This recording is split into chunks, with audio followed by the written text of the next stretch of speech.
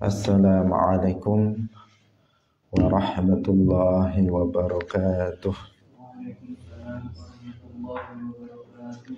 Alhamdulillahi rabbil alamin. Lahu ni'matu wa lahul fadlu wa lahul thana'ul hasan. Wassalawatullahil barrir rahim wal malaikatil muqarrabin ala sayyidina wa maulana Muhammadin wa ala alihi wa ashabihi tayyibin tahirin. Allahumma la sahla illa ma ja'altahu sahla wa anta taj'alul hazna idza syi'ta sahla. Allahumma arzuqna al-ikhlasa fin niyyati wal qawli wal amal, wa ba'du. Ila nabiyil Mustafa sallallahu alaihi wasallam wa ikhwanihi minal anbiya'i wal mursalin wa syuhada'i was salihin, khususan ila sultanil awliya Syekh Abdul Qadir Al-Jilani wa Syekh Ahmad Ar-Rifa'i wa Syekh Baha'iddin Naqsyabandi wa Syekhina Abdullah Al-Harari wa ila arwahi muassisi jam'iyyati Nahdlatul Ulama Syekh Muhammad Hashim Ash'ari wa Syekh Bisri Sansuri wa Syekh Abdul Wahab Hasbuwah wa ila arwahi jami'i ahli al-qubur minal muslimin wal muslimat wal mu'minin wal mu'minat min masyariqil ardi ila magharibiha, khususan ila arwahi abaina wa ummahatina wa ajdadina wa jaddatina wa masyayikhina wa masyayikhi masyayikhina. Al-Fatihah. A'udzu billahi minasy syaithanir rajim.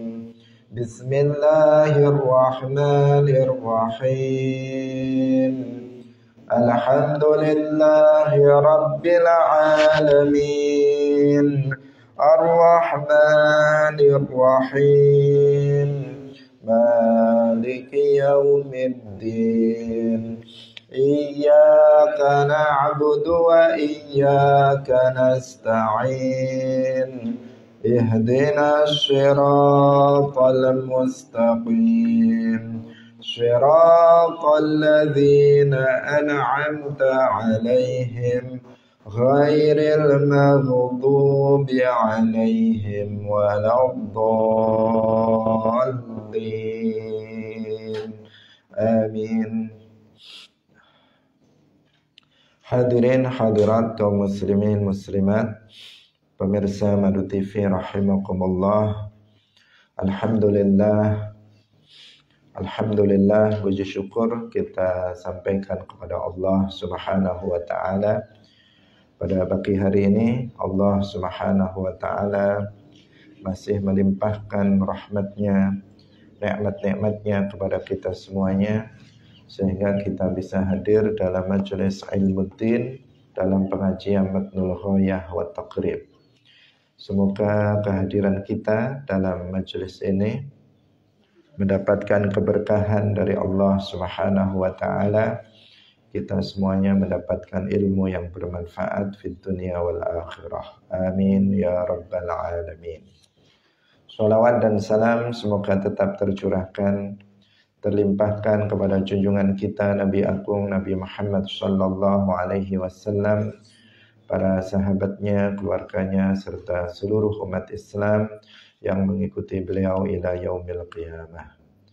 Hadirin hadirat rahimakumullah, mari kita mengikhlaskan niat kita hadir dalam majelis ilmu ini semata-mata untuk mendapatkan ridha dari Allah Subhanahu wa ta'ala. Kita masih melanjutkan pembahasan yang sebelumnya, yaitu tentang al-hadanah, yaitu tentang hak asuh terhadap anak. Qala al-muallif rahimahullahu ta'ala wa syara'itul hadanati sab'un. Wa syara'itul hadanati utawi pira-pira syarate hadanah, pengasuhan iku sab'un ana 7. Al-aqlu iku berakal, wal hurriyatu lan merdeka, wad dinu lan agama tegese Islam, wal iffatu lan iffah, terjaga sangka maksiat, wal amanatu lan amanah, wal iqamatu lan mukim, wal khuluwu lan sepi min zaujin saking bojo lanang. Fa in ikhtalla mongko lamun sepi sapa minha saking zaujah apa syartun syarat suci saqatat mongko gugur apa hadonah, utawa syartun minha saking sab'ah minha saking sab'ah minal ummi saking ibu utawa zaujah. Hadirin hadirat rahimakumullah, syarat-syarat pengasuhan anak atau hadonah itu ada 7. Yang pertama berakal, yang kedua merdeka, yang ketiga agama, maksudnya dia harus seorang muslim, yang keempat adalah iffah, yang kelima amanah, yang keenam iqamah bermukim, wal khulu, dan yang ketujuh adalah sunyi dari suami, artinya tidak menikah. Hadirin rahimakumullah, kemarin telah kita jelaskan tentang ketentuan siapa yang berhak mengurus seorang anak ketika terjadi perceraian di antara suami istri dan mereka memiliki seorang anak. Bahwa jika anak itu masih di bawah mumayyiz, belum mumayyiz, maka ibunya yang paling berhak untuk menjadi pengasuhnya. Meskipun dengan ketentuan dia harus memenuhi syarat-syarat yang hari ini akan kita bahas. Apabila anak itu sudah mumayyiz, maka anak itu diberi pilihan antara memilih ayahnya atau memilih ibunya. Jika memilih ayahnya, maka diserahkan pengasuhannya kepada ayahnya. Jika memilih ibunya, maka diserahkan pengasuhannya kepada ibunya. Dengan ketentuan-ketentuan yang kemarin sudah kita jelaskan dengan sedikit rinci. Sekarang kita berbicara tentang syarat-syarat seseorang itu untuk bisa menjadi pengasuh dari anak tersebut. Meskipun kita katakan tadi bahwa yang paling berhak untuk mengasuh seorang anak ketika anak itu belum mumayyiz adalah ibunya, tetapi ini jika memenuhi syarat-syarat yang jumlahnya itu ada 7. Apabila kemudian tidak memenuhi salah satu dari syarat yang 7 ini, maka berarti dia tidak memiliki hak untuk mengasuh sang anak itu, dan hak asuhan berikutnya itu berpindah kepada orang berikutnya. Demikian juga jika berikutnya tidak memenuhi syarat, maka berpindah ke orang berikutnya dan seterusnya, sebagaimana urutan orang-orang yang berhak sebagai pengasuh anak seperti yang sudah kita sebutkan kemarin. Syarat-syarat itu apa? 7 itu. Ini sebagian ulama ada yang mengatakan 7, ada yang mengatakan 6, ada yang menambah lebih dari 7. Ini kita 7 berdasarkan yang disebutkan oleh al-muallif, yaitu Al-Qadhi Abu Syuja' rahimahullah. Yang pertama adalah al-aqlu, berakal. Berakal. Artinya dia bukan orang yang gila. Kalau misalnya keduanya bercerai, kemudian ternyata ibunya gila, tidak berakal, maka ibunya tidak bisa menjadi pengasuh dari anak tersebut. Baik gilanya itu gila terus menerus, nggak pernah sembuh, gila permanen, maupun gilanya itu gila yang kumat-kumatan, artinya terkadang sembuh, terkadang gila lagi, temporal. Kalau lagi musim panas misalnya kumat gilanya, kalau musim dingin sembuh, atau di masa-masa tertentu dia gila, di masa-masa tertentu dia sembuh. Maka yang seperti ini tetap tidak bisa atau tidak bisa menjadi seorang pengasuh dari anak. Bagaimana seorang anak diasuh oleh seorang ibu yang gila? Tentu nanti akan tersia-siakan, tentu nanti tidak akan bisa terdidik dengan baik, tidak bisa terurus dengan baik. Kita tahu orang gila mengurusi dirinya sendiri saja nggak bisa. Jarang kita melihat misalnya ada orang gila itu mandinya tertib misalnya. Bagaimana dia mau memandikan anaknya? Orang gila kemudian bersih badannya jarang, rata-rata kotor. Bagaimana dia akan membersihkan badan anaknya? Makan tidak teratur orang gila. Bagaimana dia akan ngasih makan kepada anaknya? Dan seterusnya, orang gila memang tidak layak dia untuk sebagai pengasuh dari seorang anak. Karena pengasuhan ini kan untuk memastikan bahwa kondisi anak itu dalam keadaan baik. Pertumbuhannya akan baik, makan minumnya akan terjamin, mandinya, pakaiannya dan sebagainya itu akan baik-baik saja, kan memastikan untuk itu. Nah kalau dia gila tentu itu tidak bisa menjadi seorang pengasuh. Mengasuh dirinya sendiri saja orang gila nggak bisa, bagaimana mengurus orang lain?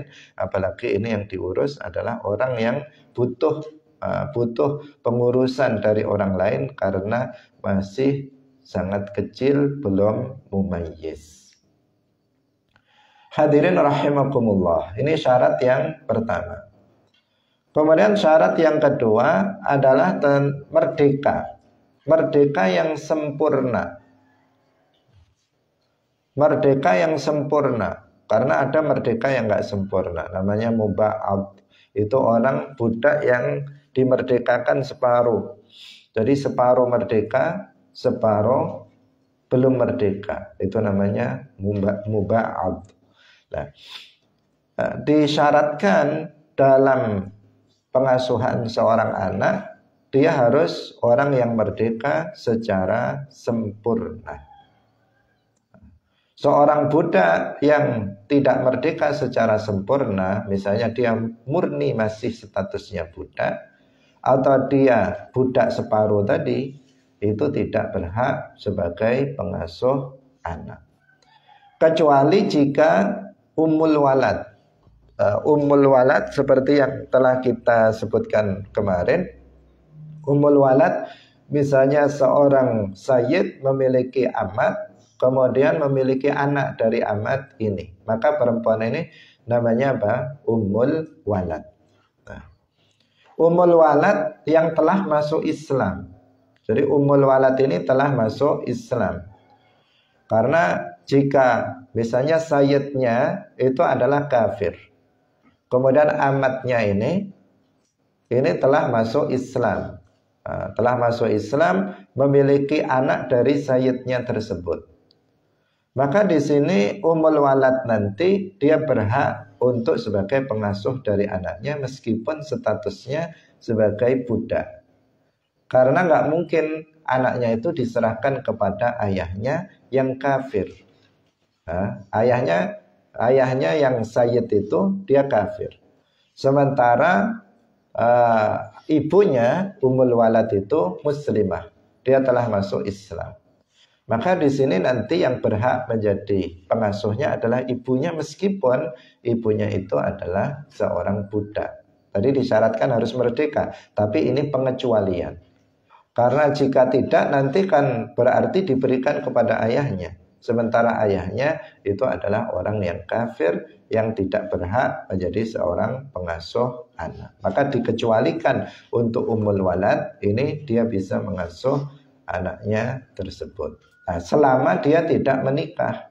selama umul walad itu tidak menikah, seperti yang kemarin kita jelaskan, dan ini memang nanti akan kita sebutkan secara khusus menjadi syarat bahwa ibu itu bisa menjadi seorang pengasuh anak, dia tidak menikah dengan orang lain. Dengan orang lain artinya bukan dengan laki-laki yang juga memiliki hak asuh atas anak tersebut.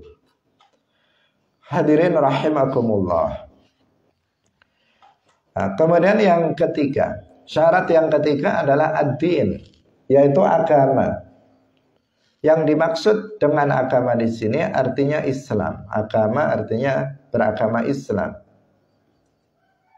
Nah, jadi jika anak yang diasuh itu adalah Muslim, maka pengasuhnya juga harus seorang Muslim. Orang kafir tidak bisa menjadi pengasuh dari anak yang Muslim.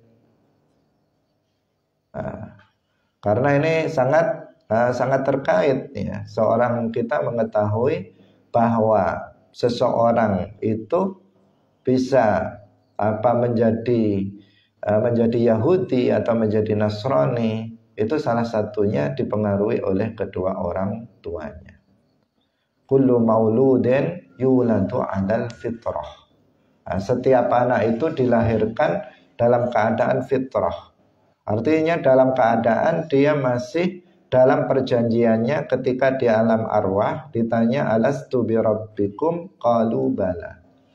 Nah, ketika di alam arwah mereka ditanya, bukankah aku ini oleh Allah, bukankah aku ini Tuhan kalian? Kemudian mereka menjawab semuanya bala, iya.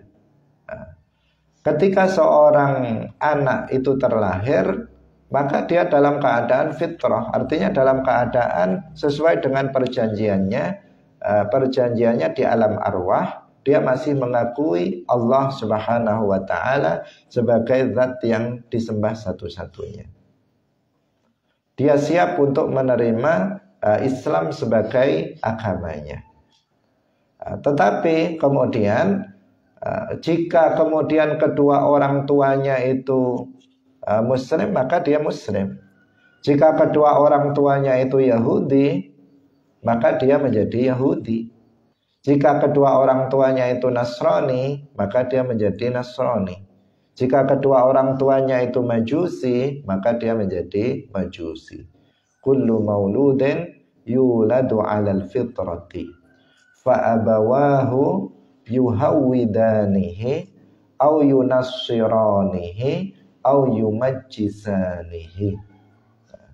Setiap bayi yang dilahirkan itu dalam keadaan fitrah, artinya siap untuk menerima Islam sebagai agama dia. Tapi kemudian kedua orang tuanya yang menjadikannya Yahudi, Nasrani atau Majusi. Hadirin rahimakumullah. Karena itu jika seorang bayi itu lahir bapak ibunya itu seorang Muslim dan Muslimah, maka bayi itu adalah bayi Muslim. Apabila misalnya bapak ibunya itu adalah Nasrani, maka dia adalah kemudian menjadi Nasrani. Dia jika Yahudi maka menjadi Yahudi dan seterusnya. Artinya dihukumi seperti itu. Meskipun apabila si anak itu nanti mati sebelum dia balik, nanti di akhirat dia akan selamat karena dia bukan mukallaf. Nah, misalnya ada seorang anak lahir dari bapak ibunya itu Nasrani, maka berarti dia nanti dihukumi dia Nasrani. Kalau dia kemudian mati sebelum dia balik, dia tetap diurus sebagai oleh mereka, bukan oleh kita orang Islam. Hanya saja nanti anak ini nanti akan selamat di akhirat karena dia bukan orang yang mukallaf, belum berkewajiban untuk masuk ke dalam agama Islam. Tetapi jika kedua orang tuanya itu Muslim, Muslimah, maka anak itu otomatis muslim meskipun dia tidak mengucapkan 2 kalimat syahadat. Meskipun sampai mati dia nggak pernah mengucapkan 2 kalimat syahadat, maka hukumnya dia tetap muslim jika bapak ibunya itu muslim muslimah. Tentu selama apa? Dia tidak membatalkan Islamnya dengan riddah. Kalau dia telah membatalkan Islamnya dengan riddah, maka ini masalah lain, karena dia Islam dia telah batal dengan sebab riddah atau kufur ini. Lalu bagaimana seandainya salah satu dari keduanya itu muslim, yang lain adalah non-muslim? Maka di sini anak mengikuti yang muslim. Misalnya bapaknya itu muslim, ibunya non-muslim, maka anaknya dihukumi apa? Muslim. Jika bapaknya itu muslim, bapaknya misalnya kafir, ibunya muslimah, maka anaknya muslim. Jika bapak ibunya muslim muslimah, maka anaknya muslim. Jika bapak ibunya itu kafir, non-muslim, maka anaknya non-muslim, kafir, bukan muslim. Bisa dipahami? Jadi di sini jika ada satu saja dari kedua orang tuanya yang muslim, maka anak itu dihukumi sebagai seorang muslim. Seperti yang sedang kita ceritakan ini. Bapaknya kafir, tapi ibunya ibunya adalah ummul walad, dia muslimah misalnya. Maka anaknya hukumnya apa? Muslim. Maka yang ngurus dia harus ibunya yang muslimah, bukan bapaknya. Tapi kalau seandainya ibunya itu non-muslim, bapaknya muslim, maka yang berhak mengurusnya adalah bapaknya. Tentu setelah nanti ada urutan seperti ke neneknya dulu, apakah muslimah atau tidak. Setelah itu baru ke ayahnya, sesuai dengan urutan yang kemarin telah kita sebutkan. Artinya apa? Seseorang yang kafir tidak berhak untuk sebagai pengurus anak yang muslim. Salah satu dari kedua orang tuanya muslim, maka anaknya adalah muslim, maka yang berhak untuk mengurusi anak tersebut adalah seorang muslim. Nah, ini harus diperhatikan karena kita menemukan di beberapa tempat anak orang Islam diurus oleh orang kafir. Nah, ini sangat berbahaya. Sangat berbahaya karena akan mempengaruhi dari si anak tersebut. Anak tersebut bisa dididik dengan cara agama non-Islam sehingga kemudian tumbuh menjadi orang yang beragama dengan selain agama Islam. Akan sesuai dengan siapa yang mendidik. Seseorang itu akan mengikuti siapa yang mendidiknya. Jika yang mendidiknya muslim, maka dia otomatis akan tumbuh sebagai seorang muslim. Apabila dia dididik oleh orang yang bukan muslim, nanti dia akan cenderung untuk beralih kepada agama selain Islam, dan ini tentu akan membahayakan keselamatan anak tersebut. Karena kita mengetahui bahwa nikmat yang teragung yang Allah anugerahkan kepada umat manusia adalah Islam. Tidak ada yang lebih berharga dari Islam. Ketika seseorang mati dalam keadaan muslim, maka dia akan selamat dari keabadian di dalam neraka. Sebanyak apapun dosa seseorang, selama dia mati dalam keadaan muslim, maka dia nggak akan abadi di dalam neraka seandainya dia diazab karena dosa-dosanya. Bahkan dia berpeluang diampuni seluruh dosanya. Dia berpeluang untuk mendapatkan syafaat dari Rasulullah, syafaat para nabi dan para aulia, dan kemudian terbebas dari api neraka. Itu jika dia adalah seorang muslim.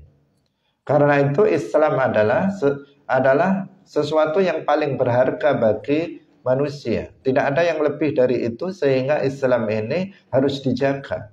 Harus dijaga oleh seseorang sampai orang tersebut mati. Ketika ada seorang anak lahir dari salah satu orang tua yang muslim, maka hukumnya muslim, maka dia harus dijaga keislamannya sampai tua, sampai mati harus dijaga keislamannya. Ketika dia masih dalam masa pengasuhan, maka harus diasuh oleh seseorang yang muslim agar agamanya itu bisa terjaga, dia tetap dalam Islam selamanya.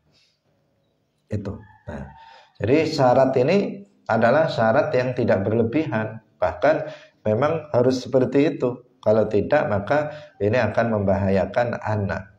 Karena ini lebih dari sekedar makan dan minum. Lebih dari sekedar makan dan minum. Kalau pengasuhan itu hanya sekedar memberikan makan dan minum kepada anak, maka siapa saja bisa melakukannya. Tetapi pengasuhan ini lebih dari sekedar memberikan makan dan minum. Itu adalah bagian dari pengasuhan, tetapi pendidikan dan agama itu adalah hal yang lebih utama dari itu, sehingga keamanannya itu harus lebih diutamakan dari yang lainnya. Maka jangan kemudian direlakan seorang anak itu diasuh oleh misalnya seorang ibu yang non-muslim atau seorang ayah yang non-muslim, karena nanti akan bisa mempengaruhi agama dari si anak yang sebenarnya hukumnya adalah muslim. Hadirin hadirat yang dirahmati oleh Allah Subhanahu wa ta'ala. Kemudian yang berikutnya, ini yang nomor 4 dan nomor 5, sebagian ulama itu menjadikannya satu, sehingga tadi kita katakan 6 bukan 7. Karena nomor 4 dan nomor 5 itu hakikatnya itu sama. Yang nomor 4 namanya iffah dan yang nomor 5 namanya amanah. Amanah dan iffah itu maknanya sama. Artinya apa? Artinya dia bukan orang yang melakukan dosa-dosa besar. Amanah itu maknanya seperti itu. Iffah itu artinya begitu. Dia suci dari dosa-dosa besar. Amanah artinya dia tidak berkhianat kepada Allah dengan melakukan dosa-dosa yang besar. Jadi dia bukan orang fasik, dia orang yang adil. Jadi iffah dan amanah itu bisa diwakili dengan satu kata, yaitu al-adalah. Al-adalah. Berarti bisa dikatakan bahwa syarat yang keempat adalah al-adalah, meliputi dua, yaitu iffah dan amanah. Meliputi al-iffatu wal amanah yang maknanya itu sama, yaitu bukan pelaku dosa besar atau bukan orang yang fasik. Karena al-afif itu artinya amin. Amin itu afif sama, yaitu orang yang tidak melakukan dosa-dosa besar, bukan orang yang fasik. Orang yang fasik tidak berhak untuk mengasuh anaknya. Seorang anak tidak berhak. Misalnya seorang ibu dia fasiqah. Nah, seorang ibu dia tidak sholat 5 waktu. Kemudian diceraikan oleh suaminya, punya anak. Maka ibu yang nggak sholat ini nggak berhak dia sebagai pengasuh dari anaknya. Kenapa? Dia orang fasik.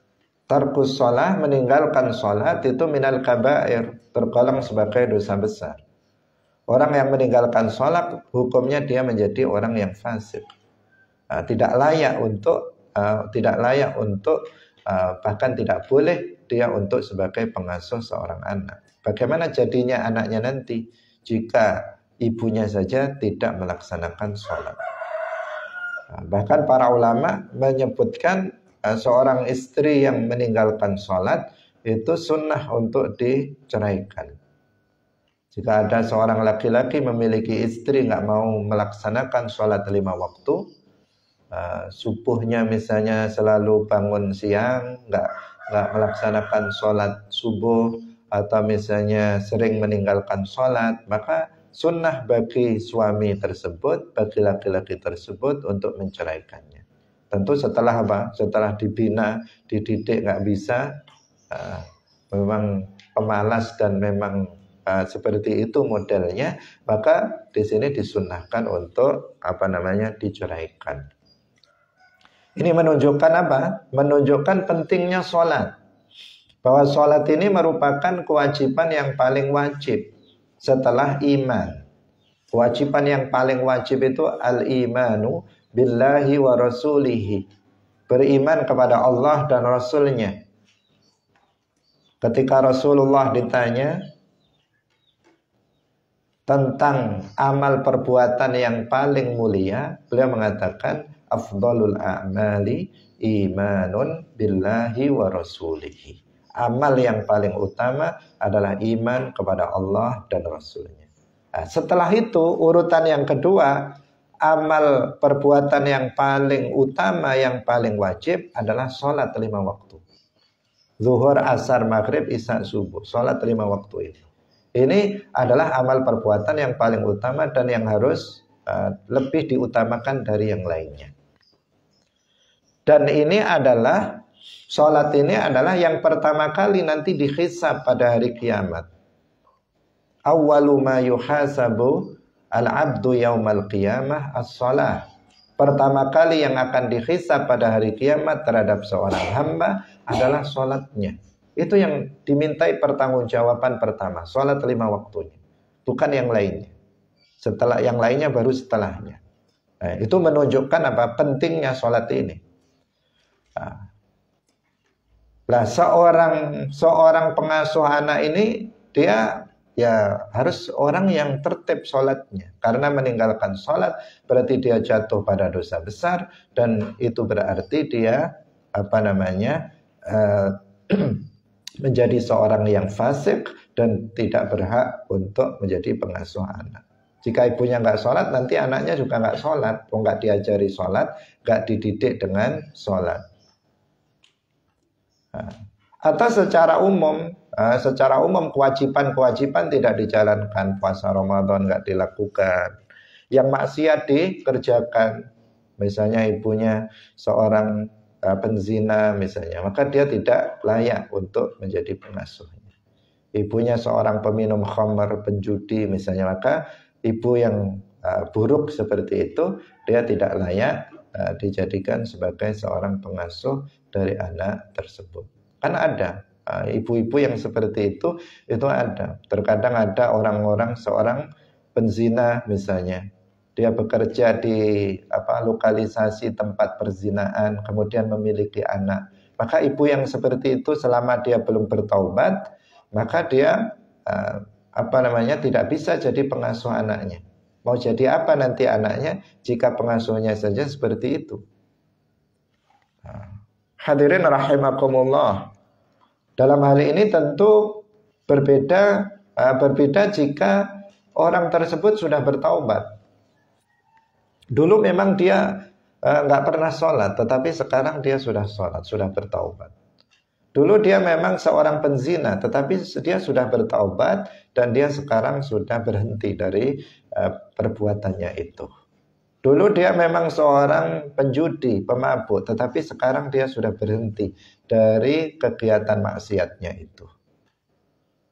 Berarti dia sudah bertaubat. Kalau dia sudah bertaubat, maka berarti hak asuhnya itu bisa kembali kepada dia. Ketika dia masih fasik, tidak berhak sebagai pengasuh anak. Ketika dia sudah bertaubat dari dosa-dosanya, maka dia baru berhak lagi untuk sebagai pengasuh dari anak tersebut. Ini pentingnya apa? Pentingnya keadilan dengan pengertian seorang perempuan atau laki-laki yang soleh-solehah di dalam berkeluarga. Termasuk seorang suami memilih istri yang solehah, seorang istri memilih suami yang soleh. Ini karena akan berpengaruh kepada anak, berpengaruh kepada anaknya. Termasuk Di sini dalam kondisi ketika seseorang itu belum bercerai, itu juga akan mempengaruhi anak. Ayah ibu yang soleh solihah akan melahirkan anak yang soleh solihah. Bapak ibu yang tolihah, yang bukan soleh, yang fasik fasikoh, maka akan melahirkan anak-anak yang fasik fasikoh. Meskipun ini tidak secara mutlak, tidak secara mutlak. Artinya tidak otomatis karena semuanya tergantung kepada kehendak Allah Subhanahu wa taala. Ada anak seorang nabi tapi kafir, ada misalnya anak seorang wali tetapi fasik, ada juga. Sebaliknya ada anak orang fasikah tetapi kemudian bapak ibunya masih bayi langsung dimasukkan ke pondok misalnya. Kemudian ternyata menjadi orang baik, bisa jadi. Itu hal yang sifatnya nadir, sifatnya jarang terjadi. Tetapi pada umumnya anak yang soleh solihah terlahir dari keluarga yang soleh solihah. Anak-anak yang fasik fasiqah itu terlahir dari ayah ibu yang fasik fasiqah. Pada umumnya seperti itu karena ini adalah masalah pendidikan dari kedua orang tuanya. Karena itu sangat wajar jika kita melihat bahwa banyak anak-anak kiai kemudian menjadi anak-anak yang soleh-solehah. Tetapi anaknya orang jalanan juga jadi orang jalanan juga. Artinya menjadi orang pelaku maksiat. Itu pada umumnya memang seperti itu.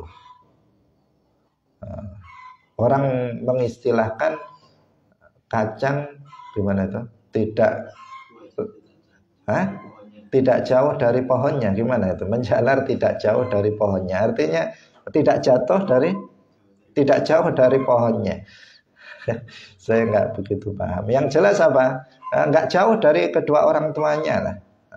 Seperti apa orang tuanya, seperti itulah anaknya. Kita juga bisa berkaca bagaimana anak kita, maka seperti itulah kita.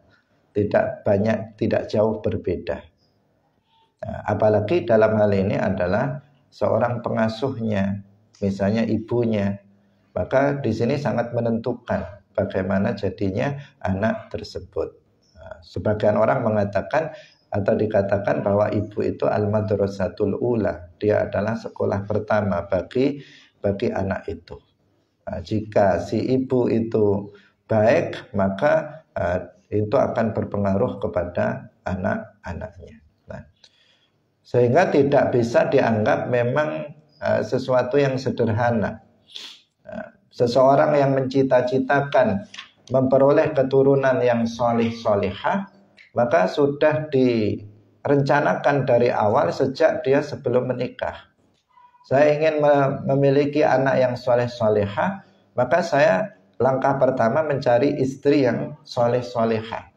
Cari madrasahnya dulu untuk anaknya ini, madrasah yang baik, yang solehah. Karena dia yang akan mendidik anak-anaknya menjadi soleh-solehah.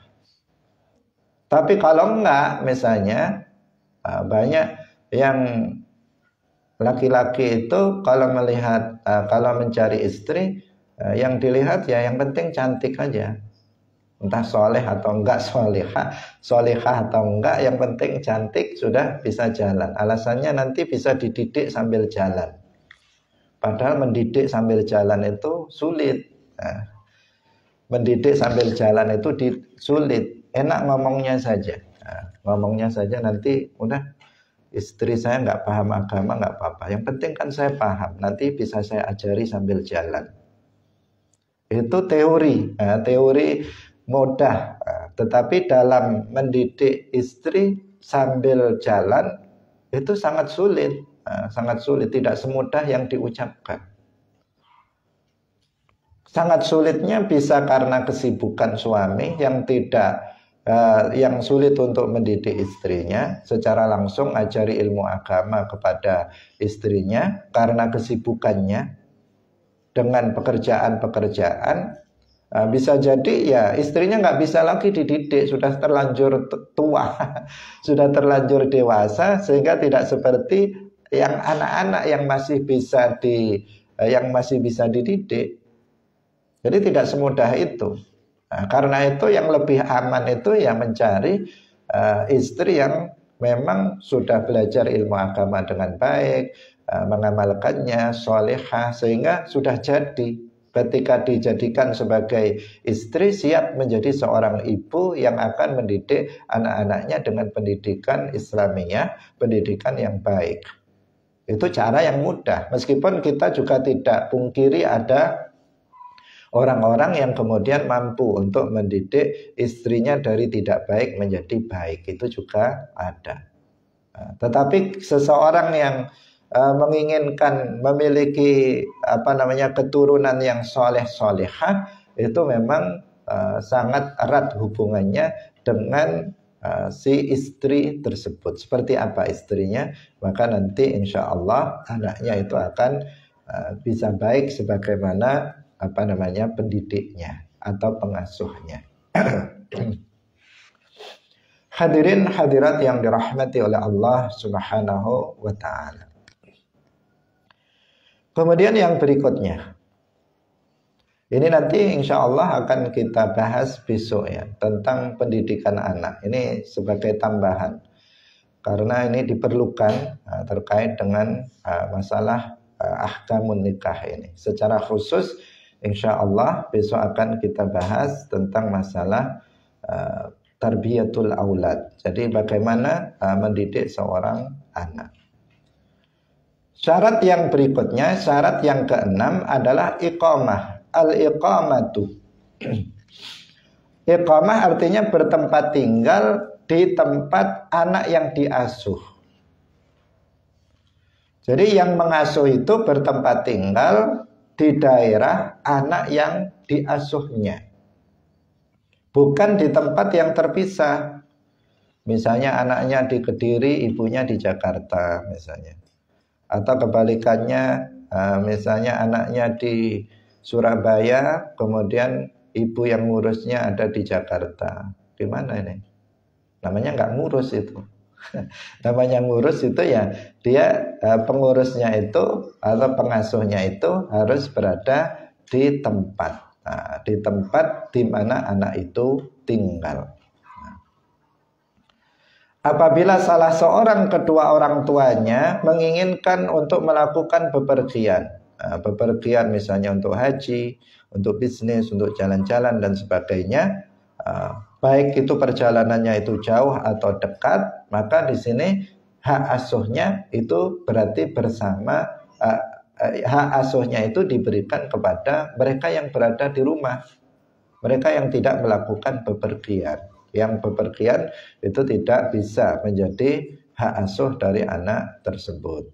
Jadi siapa yang tinggal di rumah, itulah yang berhak untuk sebagai pengasuh dari anak tersebut. Jadi iqamah artinya dia harus mukim, orang yang mukim, karena dia memang mengasuh, namanya mengasuh, maka dia harus bersama dengan anak itu dalam siang, malam, dia harus bersama anak itu namanya pengasuh.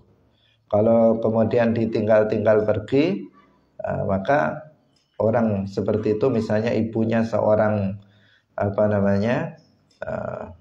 yang suka bepergian jauh, seorang misalnya pelaut, ada perempuan yang pelaut, misalnya seorang pelaut yang 3 bulan dia kemudian pergi, 3 bulan pulang, maka nggak jelas dia nggak bisa menjadi seorang pengasuh dari anaknya, sehingga diberikan kepada orang berikutnya yang mukim, yang dia bertempat tinggal di daerah anak tersebut itu tinggal. Nah, sekarang apabila ingin pindah ke daerah yang lain, maka yang lebih berhak menjadi anak asuhnya di sini adalah ibunya, bapaknya. Saya ulangi lagi, apabila ingin pindah daerah, misalnya bapak ibunya itu pindah ke daerah yang lain, sama-sama berpindah ke daerah yang lain, maka di sini yang lebih berhak menjadi pengasuhnya adalah bapaknya. Jadi bapak lebih berhak menjadi bapak asuhnya daripada ibunya. Kenapa? Karena untuk menjaga nasabnya, untuk menjaga nasab dari anak tersebut. Karena nasab itu kan lewat jalur bapak. Nasab itu lewat bapak, bukan lewat ibu. Kalau nanti anak itu kemudian pindah daerah, kemudian ikut ibunya, nanti nasabnya ini bisa hilang. Nah, ini dulu bapaknya siapa? Apalagi kalau ibunya sengaja menyembunyikan nasabnya, ini anak bapaknya siapa disembunyikan, nanti lebih rumit ini kalau nasabnya hilang. Padahal nasab ini perlu dalam rangka nanti menikah dan seterusnya, kan diperlukan diketahui nasabnya. Nanti kalau misalnya anaknya perempuan, ibunya pindah ke daerah yang lain, misalnya keluar Jawa, jauh dari situ, kemudian anaknya ikut anak perempuannya. Nanti ketika menikah bagaimana anak ini? Kan walinya harusnya bapaknya, ibu nggak bisa menjadi wali. Sementara ini dibawa pindah oleh ibunya. Nah, makanya apa? Yang lebih berhak jika kemudian berpindah tempat, maka yang lebih berhak adalah ayahnya. Karena nasabnya nanti akan lebih terjaga, bahwa bapaknya itu nanti ketika dia menikah, bapaknya yang akan menjadi walinya. Itu jika ibunya itu misalnya akan berpindah tempat ke daerah lain, atau dua-duanya misalnya berpindah. Misalnya ibunya pindah ke Sumatera, bapaknya pindah ke Irian Jaya, ke Papua misalnya. Maka sudah saling pindah berjauhan, maka anak di sini apa? Ikut bapaknya, bukan ikut ibunya. Nah, itu kalau terjadi keinginan dari salah satu atau dari keduanya, dari kedua orang tuanya itu untuk berpindah ke daerah lain, daerah di mana anak itu tinggal awalnya. Hadirin rahimakumullah. Kemudian kecuali jika dikhawatirkan adanya bahaya pada kehidupan si anak dalam perjalanan, maka ya tidak dibawa dalam perjalanan yang jauh oleh misalnya ayahnya atau ibunya. Kalau dalam hal ini tadi oleh ayahnya, karena ayah yang lebih berhak ketika ada keinginan untuk berpindah ke daerah yang lain. Kemudian syarat yang ketujuh adalah al-khuluwu min zaujin, yaitu sunyi dari suami. Kalau dia seorang ibu, maka ibu itu belum menikah dengan laki-laki lain yang tidak memiliki hak asuh terhadap anak tersebut. Artinya memang betul-betul suami keduanya itu adalah orang lain betul. Tidak masih kerabat yang boleh menikahinya. Karena bisa jadi nanti suaminya itu masih ada hubungan kerabat meskipun jauh. Itu dimungkinkan, itu terjadi. Kalau itu nanti yang menikahinya, maka nanti hak asuhnya belum hilang. Tetapi kalau si istri itu menikah dengan laki-laki yang sama sekali nggak ada hubungan kekerabatan sama sekali, memang ajnabi betul, maka hak asuh dari ibu itu hilang. Hak asuh dari ibu itu hilang, berarti berpindah kepada setelahnya. Karena nanti anak ibu itu kan berarti membawa anak bersama ke rumah suaminya. Tetapi dia di sini nanti berpindah kepada misalnya diasuh oleh neneknya, ibu dari ibunya tersebut jika masih ada. Jadi jika si istri atau ibu itu sudah bersuami dengan laki-laki lain, maka dia telah hilang hak asuhnya. Hadirin rahimakumullah. Kemudian jika suami itu apabila ibu yang menikah tadi dengan orang lain, tetapi suaminya itu suami yang baik. Nah, suami yang kedua ini ya kita nggak mengatakan baik sih, karena ini bukan parameter ya, bukan parameter. Begini saja, lebih mudahnya. Si ibu itu menikah dengan laki-laki lain, tapi laki-laki lain yang menjadi suami ini, yang nanti jadi bapak tiri dari anak ini, itu ridho jika anaknya dibawa. Nah, kita tadi mau katakan ya laki-lakinya baik sehingga dia ridho istri barunya itu dia membawa anak yang masih kecil, masih bayi, dibawa meskipun dia sudah bersuami dengan laki-laki yang lain. Itu bagaimana jika kemudian ridho anaknya diasuh anaknya diasuh di dalam rumah oleh istrinya, anak orang lain. Ini juga dilihat keridhaan dari ayah dari anak itu. Jika ayah dari anak itu, mantan suami dari perempuan ini juga ridho, maka itu nggak ada masalah. Artinya ibu masih berhak menjadi sebagai ibu asuh dari anak tersebut. Bisa dipahami? Jadi ada seorang perempuan, dia harusnya punya hak asuh atas anaknya. Kemudian tapi perempuan ini menikah dengan laki-laki lain. Hukum dasarnya apa? Hilang hak asuh dari ibu itu, karena dia sudah menikah dengan laki-laki lain. Tetapi jika suami dari perempuan tersebut ridho, nggak apa-apa, anak kamu dibawa aja ke sini, diasuh di sini. Suaminya membolehkan, ridho. Kemudian bapak dari anak itu juga mengatakan, ya udah nggak apa-apa, kamu bawa ke sana, nggak apa-apa. Maka di sini hak asuh dari ibu itu tidak hilang. Dia tetap bisa mengasuh anaknya tersebut. Tapi asalkan dengan keridhaan dua-duanya, yaitu keridhaan dari suami yang kedua dan keridhaan dari mantan suaminya yang memiliki anak itu.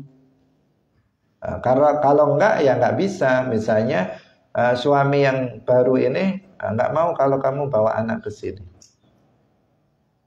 Nah, misalnya mau ibunya enggak mau anaknya, bahasa kasarnya itu dia mau ibunya tapi enggak mau anaknya. Ya udah, anaknya ditinggal aja, dikasihkan bapaknya. Nah, ibunya saja yang dinikahi, anaknya enggak boleh dibawa. Maka hilang hak asuh dari ibu itu. Atau sebaliknya, misalnya suaminya mau, tapi ayahnya nggak mau. Saya nggak mau anak saya diasuh sama laki-laki itu, nah, misalnya, biar saya asuh sendiri. Maka di sini ibunya sudah nggak punya hak asuh. Ganti urutan berikutnya, termasuk bisa ke ayahnya yang nanti menjadi pengasuhnya. Suami kamu itu nggak baik, nanti anak saya jadi nggak baik. Ya udah, jangan kamu bawa ke sana, misalnya. Nah, maka berarti mantan suaminya nggak ridho, ayah dari anak itu nggak ridho jika diasuh di rumah suaminya. Hadirin rahimakumullah. Meskipun banyak terjadi itu ya anaknya selalu dibawa, meskipun dia sudah menikah dengan laki-laki lain, anaknya dibawa. Sehingga ada anak yang disebut dengan anak tiri ini, anak tiri, yang dikisahkan dalam cerita-cerita, kisah-kisah selalu tragis nasib anak tiri ini. Kalau nggak disiksa ibunya, ibu tirinya, atau disiksa oleh bapak tirinya. Nah, makanya kan ada ketentuan di sini. Kenapa nggak boleh dibawa? Nah, itu memang secara umum terjadi banyak kasus yang bermasalah. Nah, sehingga di sini kalau istri itu ibunya bersuami, itu hilang hak asuhnya, karena ya menjagai hal-hal yang seperti itu. Bisa jadi nanti dia akan ditindas oleh bapak tirinya, tidak diperhatikan pengasuhannya oleh bapak tirinya, atau dilarang oleh ibunya itu memperhatikan anaknya dan seterusnya. Bisa terjadi hal-hal yang semacam itu. Nah, sehingga di sini ada aturan-aturan. Apalagi kalau misalnya anaknya itu seorang perempuan, nah, nanti bisa di sini juga bisa akan membahayakan terhadap dirinya, hubungannya dengan bapak tirinya dan seterusnya. Hadirin yang dirahmati oleh Allah Subhanahu wa taala. Nah, waktu telah habis, insya Allah akan kita teruskan besok. Meskipun materi sudah habis, kita akan berbicara khusus tentang pendidikan anak. Bagaimana teori dalam pendidikan anak. Apabila salah satu dari syarat yang 7 ini nggak ada, maka berarti hilang hak asuhnya, berpindah kepada urutan berikutnya sesuai dengan urutan yang sudah kita sebutkan kemarin. Demikian, barakallahu fikum wallahu muwaffiq ila aqwamit thoriq. Wassalamualaikum warahmatullahi wabarakatuh. La ilaha illallah. Allahumma salli ala sayyidina Muhammad wa ala alihi wa sahbihi wa sallim.